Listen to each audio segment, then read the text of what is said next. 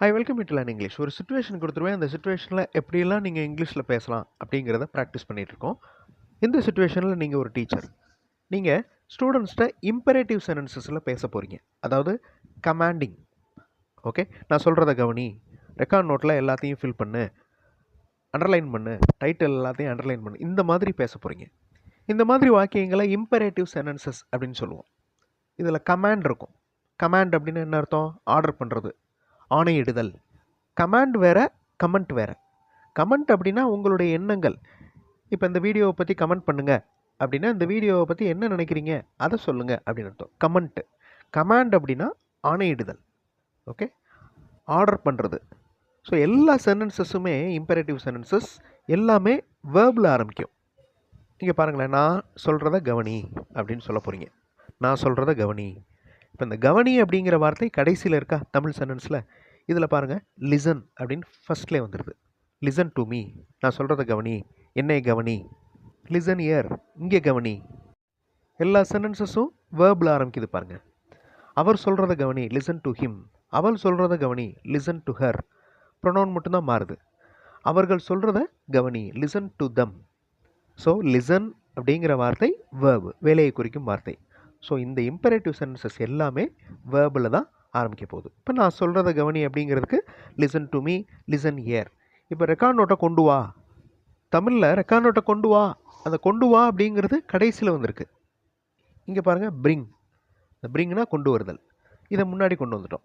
Bring your record note. Record நோட்டில் எல்லா டீட்டெயில்ஸையும் ஃபில் பண்ணு. Fill all the details in your record note. Tamil வாக்கியத்துக்கும் இங்கிலீஷ் சென்டென்ஸுக்கும் இருக்கிற டிஃப்ரென்ஸை நீங்கள் நல்லா நோட் பண்ணிட்டீங்கனாலே போதும். இங்கே வேர்பு வந்து கடைசியில் இருக்குது.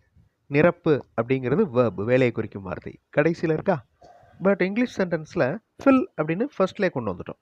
Fill all the details in your record note. தலைப்புக்களை அடிக்கோடிடு. அடிக்கோடு அப்படின்னு என்ன அர்த்தம்? Underline. So underline all the titles. இப்போ எல்லாத்தையும் சேர்த்து பார்ப்போமா? Listen to me, bring your record note, fill all the details in your record note, underline all the titles. எல்லாமே இம்பரேட்டிவ் சென்டென்சஸ். கமாண்ட் பண்ணுற மாதிரி, ஆர்டர் பண்ணுற மாதிரி எல்லாமே வேர்பில் ஆரம்பிக்குது. இப்போ இன்னொரு சிச்சுவேஷன். நீங்கள் ஒரு சூப்பர்வைசர், ஒரு கிளாத் ஸ்டிச்சிங் கம்பெனியில் சூப்பர்வைசர். இப்போ உங்களுக்கு கீழே இருக்கிறவங்ககிட்ட நீங்கள் என்ன சொல்லணும் அப்படின்னா, துணியை அளந்துக்கோ, கவனமாக அதை கட் பண்ணுங்க, சீக்கிரம் வேலையை முடிக்கணும், எல்லாரும் மொபைல் ஃபோனை சுவிட்ச் ஆஃப் பண்ணி வைங்க அப்படின்னு சொல்ல போகிறீங்க. இப்போ துணியை அளந்து கொள்ளவும். மெஷர், மெஷர்னா அளக்கிறது, மெஷர் த கிளாத். அப்புறம் துணியை கவனமாக வெட்டவும். Cut the cloth carefully. So எல்லா சென்டென்ஸும் பாருங்கள் வேர்பில் ஆரம்பிக்குது. அட் தி சேம் டைம் எல்லா சென்டென்ஸஸுடைய டென்ஸ் என்ன டென்ஸு? எல்லாமே சிம்பிள் ப்ரெசன்ட் டென்ஸ். சீக்கிரம் வேலையை முடிக்கணும், கம்ப்ளீட் த ஒர்க் குயிக்லி. இந்த மாதிரி சென்டென்சஸை நீங்கள் நிறைய இடங்களில் பார்த்துருப்பீங்க. சுவிட்ச் ஆஃப் யுவர் மொபைல் ஃபோன்ஸ். உங்களுடைய மொபைல் ஃபோன்ஸை சுவிட்ச் ஆஃப் பண்ணி வைக்கவும். Keep your mobile phones switched off. இந்த மாதிரியும் சொல்லலாம். ஸோ ஃபர்ஸ்ட் சிச்சுவேஷனில் ஸ்டூடெண்ட்ஸ்கிட்ட நீங்கள் கமாண்ட் பண்ணீங்க, ஆர்டர் பண்ணீங்க, ரெக்கார்ட் நோட்டை கொண்டு வா, எல்லா டீட்டெயில்ஸையும் ஃபில் பண்ணு. ஸோ எல்லாமே வேர்பில் ஆரம்பிக்கிற சென்டென்சஸ். அதே மாதிரி இங்கே measure the cloth, cut the cloth carefully, complete the work quickly, எல்லாமே இம்பரேட்டிவ் சென்டென்சஸ். இப்போ இன்னொரு சிச்சுவேஷன், இதில் நீங்களே ஆன்சர் பண்ண போகிறீங்க. இப்போ நீங்கள் ஒரு அப்பார்ட்மெண்ட் ஹெட். அங்கே இருக்கிறவங்கள்ட்ட, அப்பார்ட்மெண்ட்டில் குடி இருக்கிறவங்ககிட்ட நீங்கள் இன்ஸ்ட்ரக்ஷன் சொல்கிறீங்க. அவங்கவுங்க காரை வந்து அவங்களுடைய இடத்துல தான் நிறுத்தணும், வேறு எங்கேயும் நிறுத்தக்கூடாது, அப்பார்ட்மெண்ட் ரூல்ஸை பின்பற்றவும். சேவை தொகை, இதுக்கு இங்கிலீஷ்லலாம் என்ன அப்படின்னு யோசிங்க. சேவை தொகையை தாமதமின்றி செலுத்தணும் அப்படின்னு சொல்ல போகிறீங்க. வீடியோ பாஸ் பண்ணிக்கோங்க. இது எல்லாத்தையுமே இங்கிலீஷில் ட்ரை பண்ணுங்கள். கிராமர் மிஸ்டேக் பற்றி கவலைப்பட வேண்டாம். You just frame the sentences. Answer பார்த்து கிராமர் மிஸ்டேக்ஸை திருத்திக்கலாம். வீடியோ பாஸ் பண்ணிவிட்டு சென்டென்சஸை ஃப்ரேம் பண்ணி வச்சுக்கோங்க. உங்களது கார்களை உங்களது நிறுத்தும் இடத்தில் நிறுத்த வேண்டும். நிறுத்துமிடம் அப்படின்னு என்ன அர்த்தம்? Parking place. இந்த கார் வெஹிக்கிள்ஸ் அப்படின்னு வந்தாலே parking. Park your cars in your parking place. Okay, so park அப்படிங்கிறது வேர்பு. இந்த மாதிரி சொல்லலாம். Keep your cars in your parking place. உங்களுடைய பார்க்கிங் பிளேஸில் உங்களுடைய கார்களை வைத்திருக்கவும். So so keep your cars in your parking place. வேறு இடங்களில் நிறுத்தக்கூடாது. இங்கிலீஷில் எப்படி சொல்கிறது? Don't park in some other places. வேறு இடங்களில் பார்க் பண்ண வேண்டாம்.